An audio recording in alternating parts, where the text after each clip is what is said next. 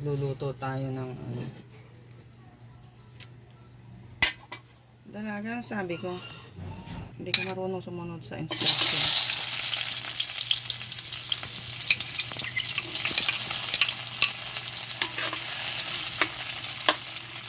Magluluto tayo ng tuyo. Ganito gawin nyo sa ano, sa dilis o kaya sa tuyo, pag yung lalo na yung maliliit na tuyo. Pag umay na kayo, umay kayo sa pritong tuyo. Ito.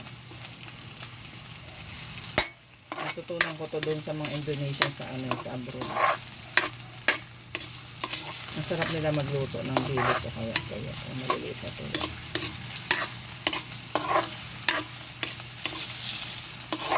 Kaso wala tayo dito yung ano, yung mga spices na nilalagay nila. Hindi pa tayo nakakabili.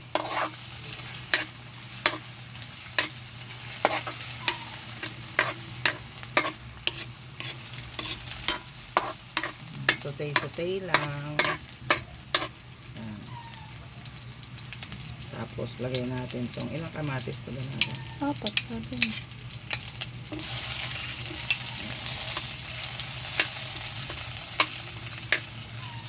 May nagbigay kasi ng kapitbahay kahapon yung tuyo na galunggong maliliit, since ba parang yung taste bud ko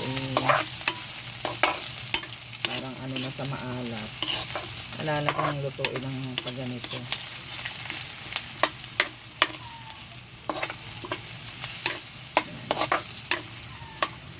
Yan yun lang.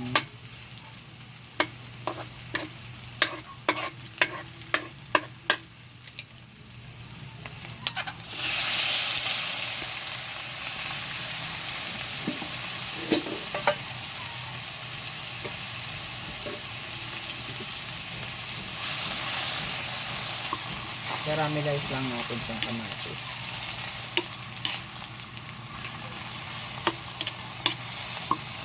para makuha natin yung pampalasa niya.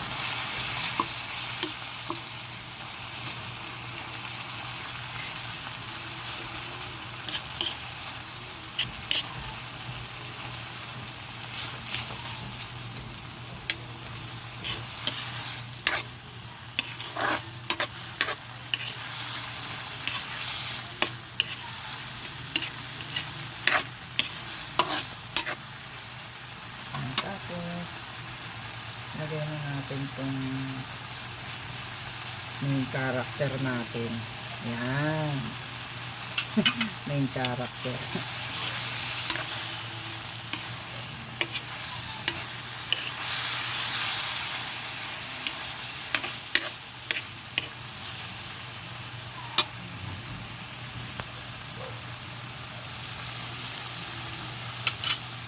Tapos lagyan natin ng yung tubig. Patutuyuin natin yan ha. Lagyan na natin para maluto yung ano natin, tuyo.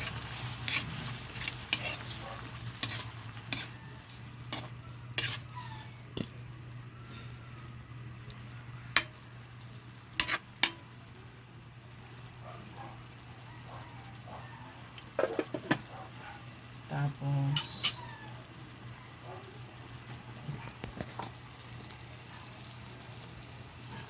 lagyan natin ng kunting asukal.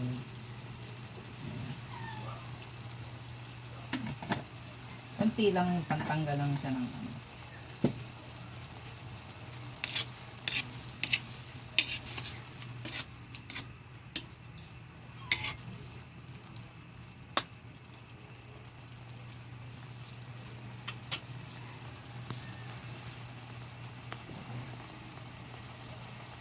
Lagyan natin ng konting ano yung kurkum, ano nga tawag nito sa Arabic,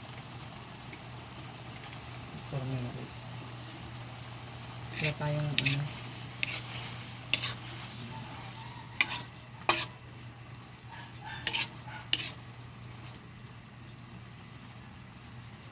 may nakalimutan akong ilagay. May nakalimutan akong isama sa pag-isa.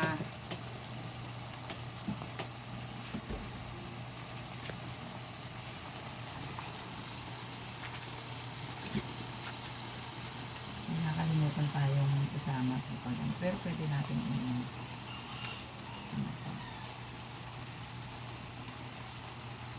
dahil wala tayo nung powderize natin.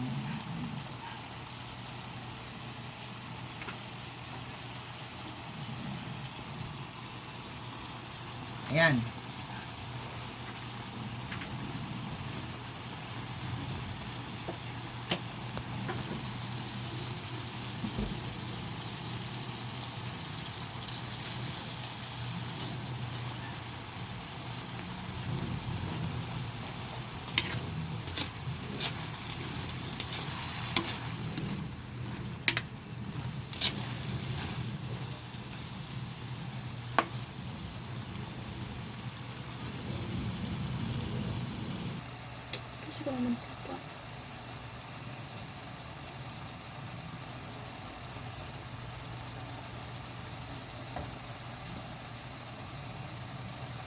Nakalimutan kong tawag nito sa Arabic eh. Nalala ko nung napadpad ako, nasa Uman ako, napadpad ako dun sa bundok na napakalayo. May pasyente ako dun. Yung isa sa mga katulong ng mga anak ng aking pasyente, nagluto ng ganito ulam namin. Ang sarap. Kulang to sa spices eh. Kasi wala nga. So, ayan. Try ko lang. First time ever. So, ayan. Nakalimutan kong isabay yung sili kanina sa pagsusute. Dahil may mga anak tayo, ang mga taste bud So, inihabol ko na lang yung filfil. Ayan. Filfil akdar.